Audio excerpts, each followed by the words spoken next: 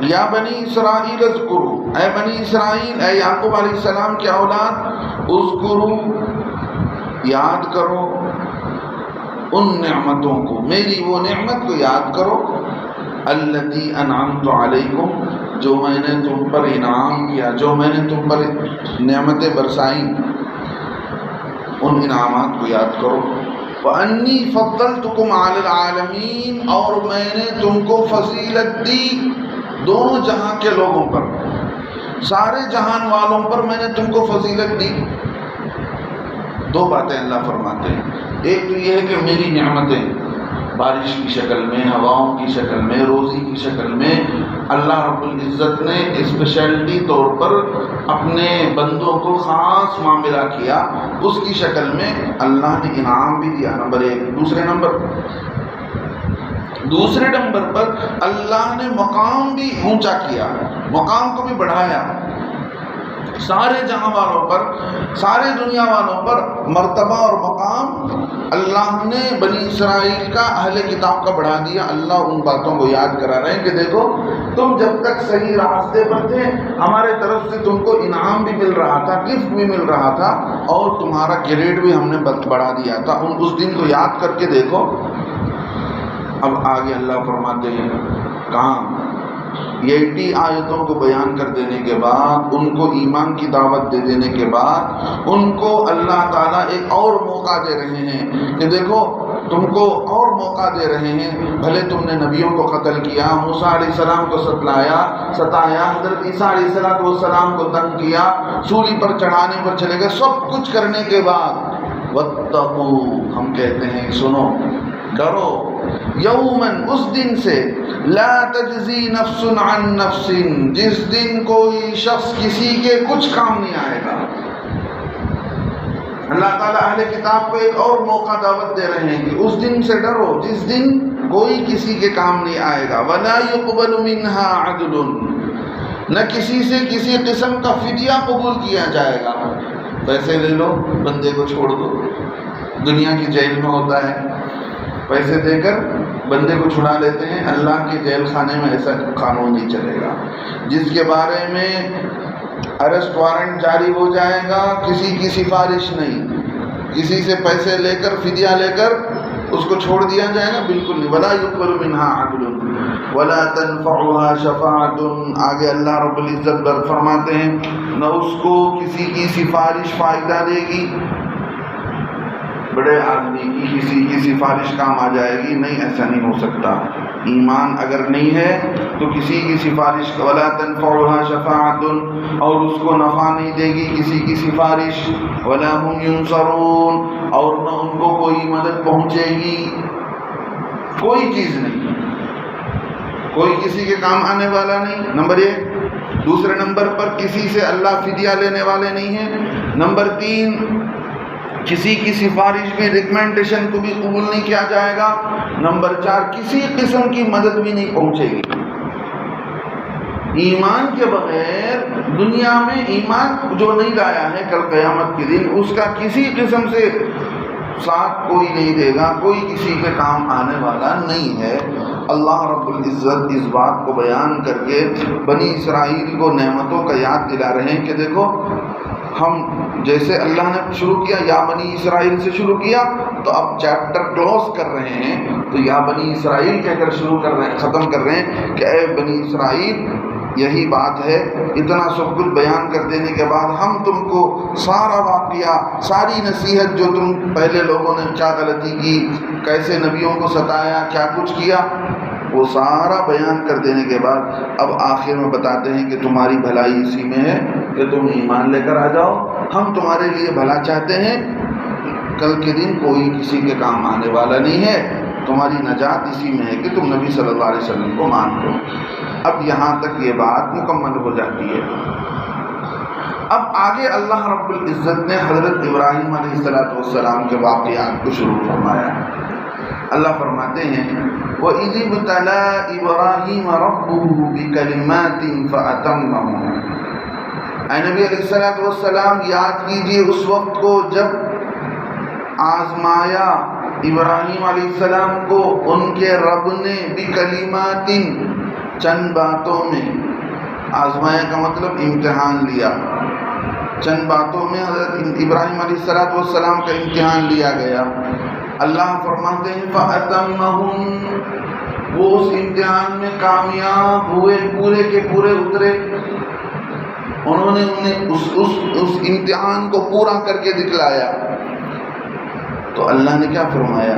اللہ نے فرمایا قال، اللہ نے فرمایا انی جاعلک، اے ابراہیم علیہ السلام جب آپ ہمارے امتحان میں کامیاب ہو چکے ہیں، سنو آپ کو ہمارے طرف سے انعام یہ ہے، انی جاعلک، ہم آپ کو بنا رہے ہیں، للناس، لوگوں کے لیے، اماما، نبی، ہم آپ کو نبی بنا رہے ہیں، امام بنا رہے ہیں۔ تو فوراً حضرت ابراہیم علیہ السلام نے دعا فرمایا، اے باری تعالیٰ صرف میرے تک امامت کا یہ منصب ختم نہیں ہونا چاہیے، میرے بعد میری نسل میں بھی نبی ہو، میرے نسل میں بھی آنے والی نسل بھی وہ کیا کرے، لوگوں کو صحیح راستہ بتائے، امام بنے، نبی بنے۔ انہوں نے اللہ سے دعا کرتے ہوئے فرمایا، قال، حضرت ابراہیم علیہ السلام نے فرمایا، وَمِن ذُرِّيَّتِي، اور میری اولاد میں سے بھی۔ اللہ فرماتے ہیں، اللہ نے فرمایا، قال، اللہ نے فرمایا، لا ينال عہد الظالمین، میرے عہد کو ظالم لوگ نہیں پا سکتے۔ میرا جو عہد ہے، میری یہ جو بات ہے کہ میں تم کو امام بنا رہا ہوں اور تمہاری اولاد میں سے بھی امام بناؤں گا، اس کا مطلب یہ ہے کہ یہ میرا عہد تمہاری ان اولاد کو نہیں ملنے والا ہے، یہ میرا ایگریمنٹ ان لوگوں کو نصیب نہیں ہونے والا ہے جو ظالم ہوں گے۔ کیا مطلب؟ جو نیک دل، سچے، فرما بردار، اللہ کے حکموں کے سامنے سر جھکانے والے، اخلاق اور عادات والے، ایسے لوگوں کو ہی یہ منصب دیا جائے گا۔ حضرت ابراہیم علیہ السلام کو اللہ نے یہ فرمایا۔ اب یہاں کچھ باتیں سمجھنے کی ہیں۔ سب سے پہلی بات یہ ہے کہ حضرت ابراہیم علیہ السلام کو کن باتوں کا امتحان لیا گیا۔ نمبر 1، پہلا یہ ہے کہ حضرت ابراہیم علیہ السلام کو امتحان لینے کا کیا مقصد ہے؟ نبی ہیں، اللہ تو نبی سلیکٹڈ بناتا ہے، ہر کسی کو نبی نہیں بناتا ہے، اللہ چن کر نبی بناتا ہے۔ اب نبی بنانا، اب اللہ حضرت ابراہیم علیہ السلام کا امتحان کیوں لے رہے ہیں؟ ایک۔ دوسرے نمبر پر کن کن باتوں کا امتحان لیا گیا، ٹھیک ہے۔ تیسرے نمبر پر کیا حضرت ابراہیم علیہ السلام اس امتحان میں کامیاب ہوئے کہ نہیں ہوئے؟ چوتھے نمبر پر حضرت ابراہیم علیہ السلام کو اس امتحان میں کامیاب ہونے پر کیا انعام دیا گیا؟ پانچویں نمبر پر اس انعام کو اللہ رب العزت نے آگے کے لیے کیا فیصلہ فرمایا کہ یہ انعام اور یہ ذمہ داری دین کی، اسلام کی آگے بھی چلے گی کہ نہیں چلے گی؟ یہ ساری باتیں۔ سب سے پہلے حضرت ابراہیم علیہ السلام کا امتحان اللہ نے کیوں لیا؟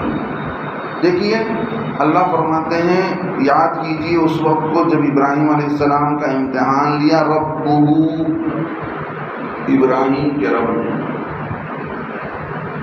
بہت پہلے میں نے یہ بات بتلایا کہ رب کے معنی آتے ہیں کسی چیز کو درجہ بدرجہ، دھیرے دھیرے آگے بڑھانا۔ ایسی ذات جو اپنی مخلوق کو دھیرے دھیرے آگے بڑھائے، بڑھاتے بڑھاتے اس کو مکمل کر دے، اس کو کمپلیٹ کر دے۔ تو حضرت ابراہیم علیہ السلام کے بھی امتحان لینے کا مقصد یہی تھا۔ ایک امتحان، دو امتحان لیتے لیتے لیتے حضرت ابراہیم علیہ السلام کا مرتبہ اور درجہ بڑھا دینے کا اللہ نے فیصلہ کیا کہ حضرت ابراہیم علیہ السلام کو اپنا خاص دوست بنا لیں، خلیل بنا لیں۔ خلیل کہتے ہیں جگری دوست۔ اللہ نے سوچ لیا کہ حضرت ابراہیم علیہ السلام کو اپنا خاص دوست بنانا ہے۔ اب اس کے لیے امتحان شروع ہوا۔ کہاں سے شروع ہوا؟ پہلا امتحان شروع ہوا کہ اللہ فرمانے لگے کہ تم اپنے گاؤں کو چھوڑ کر ملک شام آ جاؤ۔ حضرت ابراہیم علیہ السلام اپنے گاؤں سے، عراق سے چلے، ملک شام آ گئے۔ ابھی ملک شام میں حضرت ابراہیم علیہ السلام نے ابھی قیام بھی نہیں کیا تھا، گھر بھی نہیں بنایا تھا۔ اتنے میں حضرت ابراہیم علیہ السلام کو حکم دیا گیا کہ چلو، حضرت جبرائیل علیہ السلام لے کر چلتے ہیں۔ جہاں جہاں ہریالی ہرا بھرا گھاس نظر آتا ہے، پانی نظر آتا ہے، حضرت ابراہیم علیہ السلام کہتے ہیں یہیں رہ جائیں. حضرت جبرائیل کہتے ہیں نہیں نہیں، یہاں رہنے کا اللہ نے حکم نہیں دیا، آگے چلو. چلتے چلتے چلتے بے آب و گیاہ، جہاں کچھ پانی نہیں، جہاں گھاس نہیں، بالکل ریتی زمین، چٹیل میدان، پہاڑی علاقہ. ان پہاڑوں کے بیچ میں ایک علاقہ بسانا تھا اللہ کو، وہاں ایک شہر بنانا تھا، اور اس شہر کو ایمان والوں کا مرکز بنانا تھا. اس کو آباد کرنے کے لیے اللہ نے حضرت بی بی ہاجرہ اور حضرت ابراہیم علیہ السلام کو لا کر وہاں پر بسایا. اب چلو، اب یہاں تک ہوا، ایک امتحان ہوا. گاؤں چھوڑے، گاؤں چھوڑ کر ایک ایسے علاقے میں آئے جہاں پر کوئی جینے کا سہارا نہیں، سنگلاخ میدان، پہاڑوں کے بیچ میں، کوئی انسان بستا نہیں ہے. ہر وقت کسی نہ کسی کا ڈر لگا ہوگا، دشمن کا ڈر ہو سکتا ہے، سانپ بچھو تکلیف دینے والے جانوروں کا ڈر ہو سکتا ہے. پانی نہیں ہے، کھانا نہیں ہے. اندازہ کر کے دیکھیں، ہم کسی گاؤں کو جاتے ہیں تو اپنے ساتھ پیسے لے کر جاتے ہیں، کھانا لے کر جاتے ہیں. ایک امتحان کے بعد دوسرا امتحان یہ ہے، اللہ نے فرمایا اب اپنی بیوی اور بچوں کو چھوڑ کر چلو آگے. حضرت ابراہیم علیہ السلام جا رہے ہیں. حضرت ہاجرہ نے پوچھا، کوئی جواب نہیں مل رہا ہے. کہاں جا رہے ہیں؟ کوئی جواب نہیں. حضرت ہاجرہ نے پوچھا، کیا اللہ نے تمہیں اس بات کا حکم دیا ہے کہ ہم کو یہاں چھوڑ کر جائیں؟ اللہ امرا کا بہذا. تو اس وقت میں حضرت ابراہیم علیہ السلام نے فرمایا ہاں. تو اس وقت میں اللہ حضرت بی بی ہاجرہ نے فرمایا اذن لا یضیعن اللہ، پھر تو کوئی فکر کی بات نہیں، اللہ ہم کو ضائع نہیں کریں گے، اللہ ہمیں پالیں گے. اللہ کسی شکل کے محتاج نہیں ہے، اللہ کہیں سے بھی کھلائیں گے، کہیں سے بھی پلائیں گے. اللہ نے بسانے کا ارادہ کر لیا ہے اس گاؤں کو، تو پھر آپ جائیے. حضرت ابراہیم علیہ السلام چلے گئے. اب امتحان پر امتحانات شروع ہوئے. اب جہاں پر گئے وہاں پر نمرود سے واسطہ پڑ رہا ہے، وہ اپنے کو بادشاہ کہنے لگا. 4 لوگ ایسے گزرے ہیں دنیا میں جنہوں نے ساری دنیا پر حکومت کی. ان میں سے ایک نمرود ہے. نمرود پوری دنیا کا بادشاہ، اپنے کو رب کہنے والا، اس سے ٹکر ہو رہا ہے. اب اس نے اور ان کی قوم نے حضرت ابراہیم علیہ السلام کو اٹھا کر آگ میں ڈال دیا. ادھر اللہ کا حکم ہوا آگ کو کہ ٹھنڈی ہو جا. اللہ نے یہ نہیں کہا کہ اے وہ آگ جس میں ابراہیم علیہ السلام ڈالے جا رہے ہیں ٹھنڈی ہو جا. لکھا ہے کتاب میں دنیا کے اندر اس وقت جتنی آگ جل رہی تھی ساری کی ساری آگ پہنچ گئی، ساری آگ ٹھنڈی ہو گئی. کیا مطلب؟ ایسی ٹھنڈی جس کے اندر سے گرمی بھی ختم، اور اتنی بھی ٹھنڈی نہیں کہ جس کی وجہ سے آدمی کو رہنا مشکل ہو. جہنم میں ایسی جگہ ہے جہاں پر آگ نہیں ہوگا، ٹھنڈک ہوگا. ایسی ٹھنڈک جو انسان برداشت نہیں کر سکتا، ٹھنڈک کا عذاب دیا جائے گا. اس جگہ کا نام ہے زمہریر. قرآن کے اندر اللہ بیان فرماتے وہاں پر ٹھنڈک کا عذاب دیا جائے گا. تو اللہ نے فرمایا آپ کو کہ ایسی ٹھنڈک بن جا سلامتی والی کہ جس سے حضرت ابراہیم علیہ السلام کو نقصان نہ ہو. تو اب اس آگ میں حضرت ابراہیم علیہ السلام ہے. اب حضرت ابراہیم علیہ السلام کا ایک 1 by 1 امتحان اللہ تعالیٰ لے رہے ہیں. اللہ تعالیٰ لیتے ہوئے حضرت ابراہیم علیہ السلام سب سے پہلے وہ آدمی ہیں جنہوں نے ختنہ کیا. اب ختنہ کیسا کرنا چاہیے کسی کو نہیں معلوم ہے. اب حضرت ابراہیم علیہ السلام نے جب ختنہ کیا تو اتنا زخم ہوا، اتنا خون بہا، کتابوں میں لکھا ہے بڑی تکلیف ہوئی. لیکن اللہ کے حکم کے سامنے جھک گئے، سر تسلیم خم کر دیا. اب امتحانات پر امتحانات حضرت ابراہیم علیہ السلام سے اللہ لے رہے ہیں. اب وہاں سے آگ سے نکالے گئے تو اللہ رب العزت نے یہاں پر لا کر حضرت ابراہیم علیہ السلام بیچ میں آ کر دیکھ کر جاتے تھے کہ ہماری اولاد کا کیا حال ہے، ہمارے بیوی بچوں کا کیا حال ہے، کون کیسے جی رہے ہیں. بیچ میں درمیان میں حضرت ابراہیم علیہ السلام آ کر ان کا حال احوال پوچھ لیا کرتے تھے، دیکھ کر جاتے تھے کہ کیسے جی رہے ہیں. اب جب بچہ پیدا ہوا ہے، اب دوبارہ امتحان یہ لیا جا رہا ہے کہ حضرت ہاجرہ علیہ السلام کے پاس پانی نہیں، صفا مروہ کی پہاڑی کے بیچ میں چکر کاٹ رہی ہیں، 7 مرتبہ کا چکر ہوا، حضرت جبرائیل علیہ السلام آئے، حضرت جبرائیل علیہ السلام نے آ کر ایک جگہ سے پانی کا فوارہ نکالا تو وہاں سے پانی نکلنا شروع ہو گیا۔ جو کہتے ہیں نا کہ حضرت اسماعیل علیہ السلام کی ایڑی مارنے سے وہ چشمہ نکلا، یہ بات صحیح نہیں ہے۔ صحیح بات یہی ہے کہ اللہ نے ایک فیصلہ کیا، حضرت جبرائیل علیہ السلام آئے تو وہاں سے پانی پھوٹنا شروع ہوا، تو وہ پانی، اس پانی کو پہلے پرندوں نے دیکھا، پرندوں نے دور سے دیکھا کہ یہاں پر کیسے پانی ہے۔ اب پانی جہاں پر ہے، پرندے وہاں پر اوپر گھوم رہے تھے، اوپر۔ اب ان پرندوں کو دیکھ کر دور دراز کے انسانوں نے پتہ لگایا کہ اس جگہ پر پانی ہے، اس لیے کہ وہاں پر پرندے گھوم رہے ہیں۔ پھر انسان آ کر اس بے آب و گیا پہاڑی علاقے میں بسنے لگے۔ اس طرح کر کے دھیرے مکہ کا شہر وہاں پر بسنا شروع ہوا۔ تو جو لوگ بھی آتے تو حضرت حاجرہ علیہ السلام سے اجازت لے کر وہاں رکتے۔ بی بی حاجرہ کہہ دیتی کہ دیکھو یہاں پر رہ سکتے ہو، جی سکتے ہو، لیکن اس پانی پر ہمارا حق ہے، کوئی اپنا حق نہیں جتا سکتا ہے، ہم دیں گے لیکن کوئی اس میں اپنی مرضی نہیں چلا سکتا ہے، ہماری ذمہ داری ہے۔ اس طرح کر کے اب نمبر آیا اللہ کا وہ واقعہ جو ہم سنتے ہیں، اللہ تعالیٰ نے حضرت اسماعیل علیہ السلام کو ذبح کرتے ہوئے خواب میں دکھلایا کہ حضرت ابراہیم علیہ السلام ذبح کر رہے ہیں۔ بچے سے پوچھا تو کہا اے ابا آپ کو جو حکم دیا گیا آپ کر گزریے۔ اب شیطان پیچھے پڑ گیا، حضرت ابراہیم علیہ السلام بچے کو لے کر آگے جا رہے ہیں، شیطان کو پھینک کر کنکر مار رہے ہیں، آگے بڑھے، اللہ نے حکم دے دیا چاقو کو کہ کام نہیں کر سکتی، گلا تانبے کا بن گیا۔ حضرت اسماعیل علیہ السلام کا جو گلا تھا، جو گلے کا حصہ جہاں پر رگ کٹتا ہے وہ حصہ تانبے کا اللہ نے بنا دیا، تو چاقو چل ہی نہیں رہی ہے۔ تو ادھر چاقو چل رہی ہے، دیکھا کہ حضرت ابراہیم علیہ السلام کا چاقو دمبے پر چل رہا ہے اور دمبا ذبح ہو رہا ہے۔ تو یہ امتحان تو ہم سنتے ہی رہتے۔ اس طرح کر کے اللہ نے مختلف امتحانات لیا۔ اب اس امتحانات میں حضرت ابراہیم علیہ السلام کامیاب نکلے۔ سخت سے سخت امتحانات تھے، کوئی آدمی آسانی کے ساتھ ان امتحان کو پار نہیں کر سکتا ہے۔ حضرت عبداللہ ابن عباس رضی اللہ عنہ سے ایک روایت ہے کہ اسلام 30 حصوں پر ہے۔ کسی نے اسلام کو 10 حصوں میں بیان فرمایا، کسی نے 30 حصوں میں بیان فرمایا۔ یہ کہنے کا مطلب یہ ہے کہ وہ 30 صفات بھی حضرت ابراہیم علیہ السلام کے ساتھ تھے۔ پہلے نمبر وہ کیا تھا؟